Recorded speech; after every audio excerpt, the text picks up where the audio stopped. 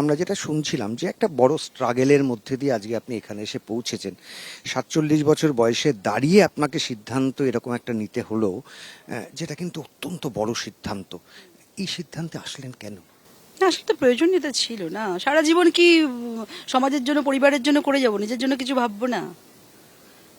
কম বয়সে তো মানুষের ম্যাচুরিটি লেভেলটা সেরকম থাকে না। একটা ভুল হয়ে গেলে কম বয়সে সেটাকে ক্যারি ফরওয়ার্ড করা ছাড়া কিছু করার থাকে না। না, ভালো ফ্যামিলির হয়ে তো আমার নিজের প্ল্যাটফর্ম কংক্রিট করে নিয়েছি। আমার ছেলেকে আমি পুরো সেটেল করে দিয়েছি। ছেলের জন্য প্রপার্টি অ্যাসেট অ্যাকুমুলেট করে দিয়েছি।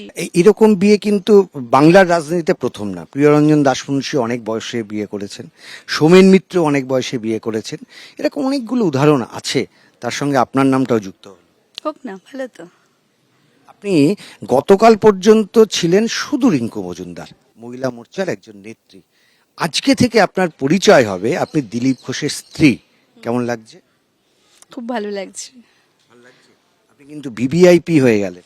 সেটাই তো বুঝতে পারছি, মনে হচ্ছে কি রে বাবা, কোথা থেকে কি হয়ে গেল, আমি তো প্রিপেয়ারই ছিলাম না।